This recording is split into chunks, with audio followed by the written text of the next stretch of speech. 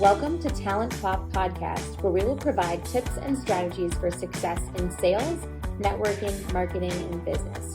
We will be learning from real stories that will inspire you to unlock your potential, discover your talents, and develop the confidence to take action on your biggest dreams.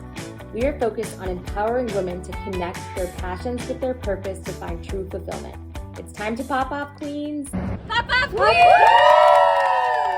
Hi, it's Amanda O'Connell, and I'm here with a special guest today. Her name is Shannon Murphy, and she is the Chief Marketer of Zomentum and the founder of Shine Content Strategy. So welcome, Shannon. So excited to have you on Talent Pop.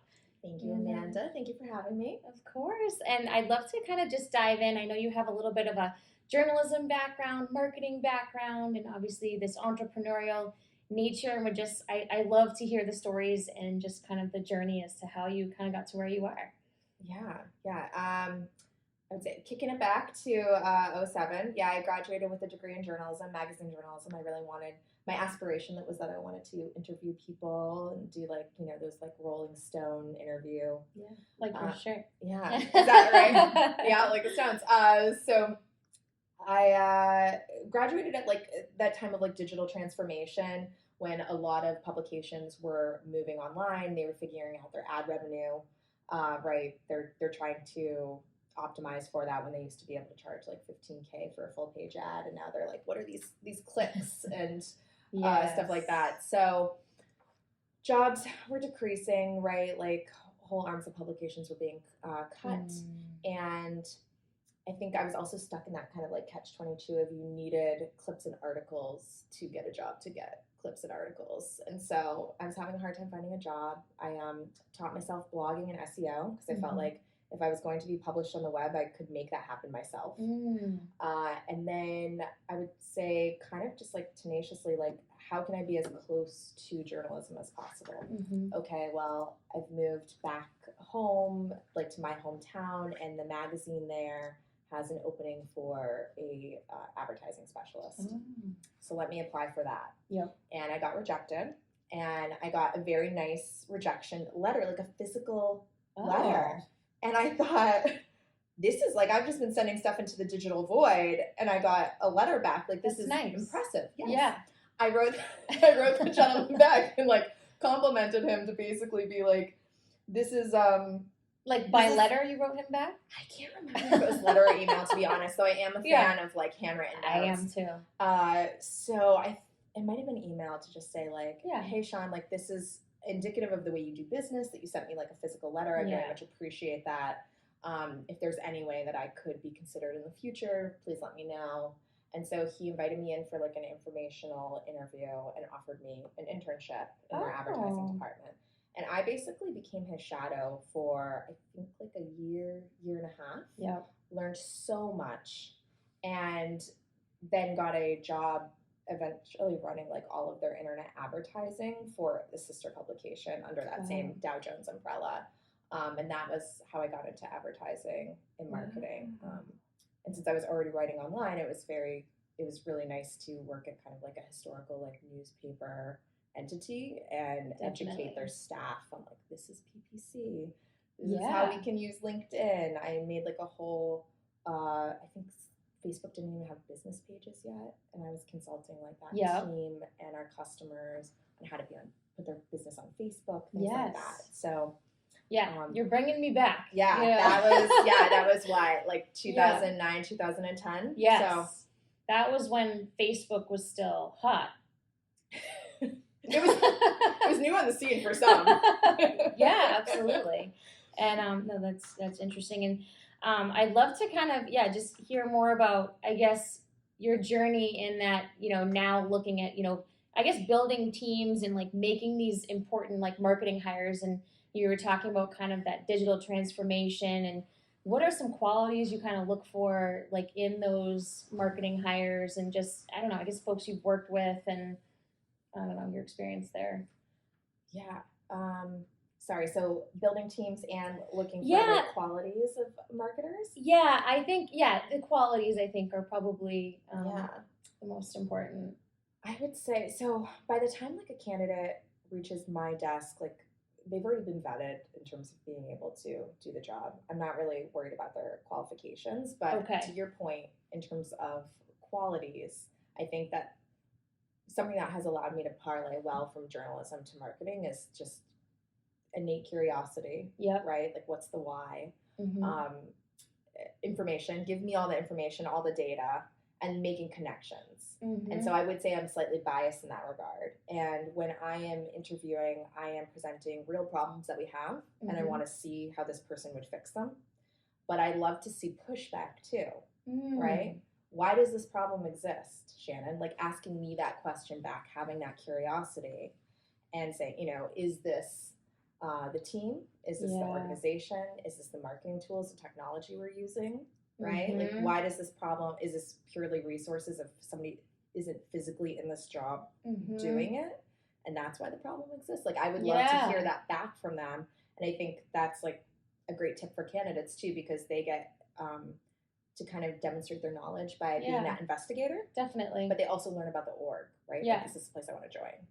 And I think that's what makes you really special. I think based on our conversation, even previous to the podcast, that's brave. I think to be able to say, well, why do you, asking a hiring manager, for example, like, why do you have this issue? And maybe they haven't necessarily uncovered all that too. But I think that's important because it shows that you're thinking outside the box, you're thinking creatively, you're kind of peeling back the layers of the onion. And a lot of people just kind of take the question for what it is, and they're kind of like scrambling for an answer or the answer that they think that the person is looking for. Yeah. But by dialing it back and saying, oh, well, that's interesting that you have this problem. Let's explore that. And then it's that shows initiative, I think, too. It's my favorite part of being a consultant as well, to be honest. I love that. Yeah, asking the right questions and everything. Mm-hmm. And then, so yeah, I'd love to hear more about this consultant piece. So right now you're educating marketers on how to make kind of the right hires, or tell me more about like your job as a consultant and Yeah. So I started Shine Content Strategy with the mission of teaching leaders more about content strategy. I felt like I was continually seeing content marketing teams getting cut, or seeing even, salaries come out for teams, and like content marketers not really being paid what I felt like they should. Yeah. And so I felt like there was a lot of education that needed to happen there. Like, you would see all these roles out there in the universe, but does leadership really understand like what content marketers do? So, initially starting the business in like 2018, I was working with leaders on how to create content strategies. I would get them up and running, and then I would help them find somebody and like resource that, so that, okay, the structure and the foundation has been set for this person to be successful, because that's usually where it was going off the tracks. We've tried content marketing before, we've hired before, it hasn't worked. Okay, well, that is it. If you've done multiple people, it's not the person anymore, right? So I would set the foundation. That's just naturally, I think, conversing and consulting with leaders, that's just kind of naturally massaged into. I work a lot of messaging, high-level messaging and communications with them now too. Kind of, I guess, taking those assets of understanding what somebody's saying to me, and how do I turn that into something that's marketable, not just in content, but larger strategy for the organization. Okay. And then, so it sounds like you also are a connector. You probably know a lot of people in the marketing space. That are you able to kind of help them almost recruit for folks like in your network, or how does that work? Are you kind of like a hybrid, I know, right? And then I'm still only charging like my monthly like consulting fee, not a headhunters, and like a missed opportunity. I know, we're onto something here. So I will try to source for my own network if I can. I think as a business owner, and I think just naturally my personality, I'm always networking. Yeah, that's great. And I've built out like a good crew of, it's actually funny, it's women that I've met probably at professional events and through professional capacity, but now we all have like our own shared chat where we're talking both like life and marketing. Super so I can cool. source from them as well. And a few Slack communities that I like to check out. Nice. So I will try to source, but I also sometimes look at like the JD, or we have a conversation and I'm like, this person doesn't exist. You've put like 2 or 3 roles in one, that it would be very hard to find a person with this talent. I had a client call me, I don't know, maybe like 6 months ago, and can't remember the exact situation, but I felt like he almost sort of wanted a CMO, but didn't want to call them a CMO. And then he also wanted them to be like very hands-on with like demand gen. And I was like, this high-level strategy and this leadership that you want mixed with this tactician, this would be very hard. You're kind of straddling levels here. And I think we actually left it at a place where I said, emailing him post, it's like, you got to like do some soul searching on this one and think about what it is you actually want here. Because I'm telling you right now, this would be like a very rare breed to find that together, in my opinion. Well, that's great that you can help them with that knowledge, because a lot of, C-level, they have expertise in like leadership and really important things like that, but may not have necessarily the marketing background to know that this should be, this is a tactical role, this is a more of a leadership type role, and how to blend everything together. And yeah, like you said, I mean, I come across that a lot in recruiting, right? It's like, you're right. They're like, oh, we need to build our team. And it's like, how are we going to do that? And it's like, wow. So it's taking that consultative approach to partnering with them and saying, let's walk through this. So I can see a lot of parallels there with kind of like what we do in recruiting and then the consulting aspect. So no, that's really, really cool. And then I think, you've provided a lot of great insight for, young professionals kind of going into marketing. Other advice that you have, I know you kind of worked your way, you're a go-getter, right? You built your relationships. Like, tell us more about kind of that journey and then advice that you have for young professionals trying to like work their way up in their career. It's hard because, I mean, my inclination is that things have changed so much in some regards. Like, I could stand out in a lot of regards by using like digital methods that I was a fan of, right? Like putting in the job application, but following up on like LinkedIn and Twitter and doing those sorts of things were actually like successful for me. Okay. Or we talked about like after I was at Dow Jones, I went to HubSpot. I like made friends with people on Twitter first, like before I applied to, right? Yeah. Like hustle, right? Like find those connections. But I think for young people generally, like once you get the interview and you're in the interview, I think something to consider is like, what is your secret sauce, if you will? Yeah. Right? Yeah. If all things are created equal and you can do the job, and you have the skills to do the job, I'm most interested in like, what is the perspective that you bring what to sets that? you apart. Yeah. I love that personal branding piece. I think that's so cool. I think, you have to define that, because I've been in good interviews and I've been in lackluster interviews in terms of like what the candidates say back to me. Yeah. And I think that those that can articulate what is unique about them that they're going to bring to the role, those always stand out. So I think like take some time to consider that. And it doesn't just have to be like somebody who's young might be like, okay, but I haven't had a lot of experience. Yeah. So I don't know what my secret sauce is yet. You still have a unique perspective that you can share with the world regardless. Yeah. Beyond the resume. And that's, as recruiters, again, that's what we look for, is what is beyond the resume that people don't know. And that's why I like to sit down and talk with people, understand, like you said, how they think. And yeah, that ties in so well. Well, that's awesome. And that actually ties in really well to, I think, that reflection piece. Like, and I know that you were mentioning something about, previous in our conversation about journaling and having a business journal. And that's something that I think is so important. Like, I haven't even thought to do, just because there's so many issues that you come across, like growing a company or in your professional journey, and you just come across roadblocks. I mean, everyone does. But then how do you get through those, and how do you kind of, think about that going forward, and in how are you going to move forward, and can you learn from that experience? So yeah, I would love to hear how you've used that, like in your career. Yeah. Well, I think you can relate, like being a business owner, sometimes it can be like a little lonely. Yes. I know that like you and your husband work on it together, but still like the parts of the business that you're running are separate, stuff like that. So I think we already talk about how it's so important to have mentorship. You're having those conversations, right? But maybe those happen like every 2 weeks. So when are you doing feedback with yourself? And I think how it started for me was if I was going through something with like interpersonal, right? Like a client's like frustrating me or annoying me, right? Well, they're right. They're always right.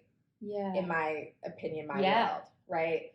I have a high level of accountability, and whatever they're wanting, usually they're correct in their ask, and Yep. I need to find a way around it. So Yep. if it's frustrating me and if it goes beyond education, I need to figure out why that is.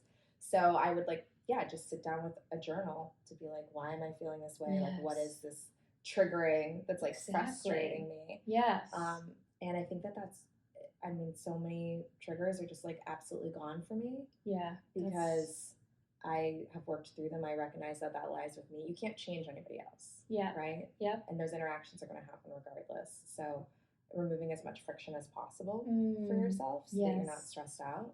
That makes so much sense. And I wish I discovered it a lot earlier in my career. Yeah, that's awesome advice, because I think about that. Yeah, just challenges with, a lot of times I feel like it's communication maybe with clients, how their communication styles, and like, I guess by looking at it, taking a step, the emotion out of it, and looking at the actual, like, what are they looking for? What do they want? And then how can I serve them? I think sometimes that's the hardest part. I mean, maybe I don't know if it's especially for women in the workplace. I'm not really sure, but I find that for me personally, the emotional aspect can sometimes not cloud my vision, but it definitely, I have to take a step back and say, I'm not going to send that email. That's what I want to say, but I'm not going to send that. Yeah, it's taken me a really long time to write some emails before. Yes. Yeah. And that actually is another great reason for journaling, because it's that pause. You can't have, but that emotional reactivity, there's breathing room on those pages. Yes. For you to get that out. Yep. And like what you're feeling about that. And it may seem trivial, it's just a work interaction, but I think actually if you can get to the root of that, you're going to have, and you take that 20 minutes to do that. How many of those is it less over time of your career, right? Yes. So I think sometimes deep breaths only get you so far. There's some like self-awareness that needs to happen. Like I think in the entrepreneurial journey, you're just unlocking and hacking yourself all the time. Yes. It's like, how can I hack this to set myself up for success? Exactly. And that's why, like, I feel like I'm such a personal development junkie, because I'm finding that everything gets exposed. Like, all of your weaknesses, everything is just out there. Yeah. Like, you're growing as a leader, you're growing as just a person. So it's like, do you have, I guess, any other resources that you utilize, like, for your own journey, or just anything you've struggled? It sounds like, you're very confident. Is there any other tools that you kind of use along your journey to kind of help, support? Oh, wow. I know, it's a loaded question. I feel like I could take like my life through my mid-20s to now my late 30s and probably give you a different tool that I use at different points all through. I'm very like woo-woo, holistic, but okay. When I was in my mid-20s and going through all of those, like, let me get a job. It's just starting to take off now, but it's called EFT, which is like tapping along acupuncture points. Yes, I've heard of this. Yeah. So that was something that I utilized a lot in my 20s, and I still return to when I'm like in a stressed space. Yeah. Definitely have become like a crystals girl in some cases. Okay. Carrying different things like that. But the journaling, both personally and professionally, has been huge for me. I think there's even a book called, I'll look it up and send you the link. You can put it in like the show notes or something. I think it's called The Self-Reliant Entrepreneur. Okay. And maybe too, if somebody doesn't want to do like a full out journal, this book has like daily prompts. Okay, that's good. They go. It's a good start. Yeah, but it uses like quotes from like transcendentalist, like I can't say the word, writers. Yeah, and they're kind of like self-reflection when that movement was taking off, and then asks you as an entrepreneur to reflect on that. Cool. That's a great book. Yeah. And I think I know those sound like very hippie, but those have been helpful. This reflection piece is something that is so easy to overlook, I think, just because of the nature of entrepreneurship and hustling. Like you mentioned, when you're looking for a job, right? It's not like, oh, I'm just going to passively apply. And I remember in my career doing that. I'm like, oh, I'm going to apply to this job. Oh, I haven't heard back. Okay, well, I'll just take the next thing that comes along. Instead, I wish I could tell myself to be more focused, have a clear understanding of what I want. What am I looking for in a company? where do I see myself? What do I want my day-to-day to look like? What do I want to be doing? What kind of people do I want to be working with? Yes. I didn't ask myself those questions. I felt like I was trying to present myself, waiting. Everything was passive. Oh, yeah. No, I definitely did that, like, plotting those things out. So that's good. I'm glad you Yes. did that, because I learned the hard way. It's Yeah. okay. It's okay. No, but I think, you know, you were probably taught, like, it's important to have a job. Yes. Right? Versus does it fulfill you? Or, like, does your date look like what you would want it to look like? Like, our parents' generation were just like, you have a job? That's great. 100%. If you didn't, what's wrong? Yeah. Right? Yeah. So that was probably, like, in the back of your mind. It was that pressure.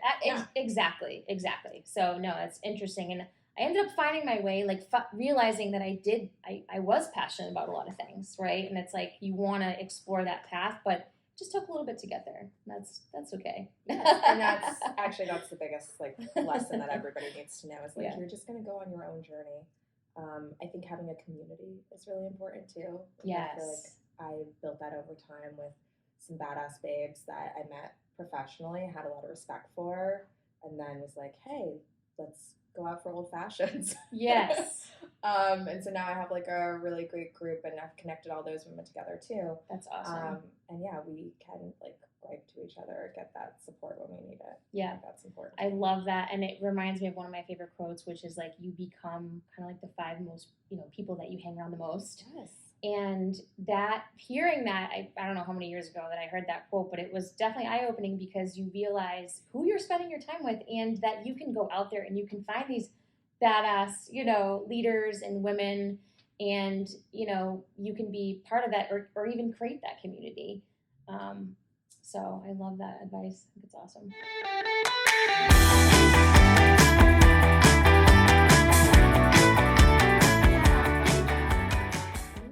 Thank you for everything. Yeah, of course. Yeah. Hopefully there's something illuminating in there. Oh, definitely. No, it was great. And I look forward to continuing to follow your journey, and any way that we can collaborate, would love to do so. And thank you. I think we have I think we discovered some nice areas for cross collaboration. Definitely. Just now. So this is great. Well, thank you so much for listening and watching, and stay tuned for the next episode. Pop off, queens.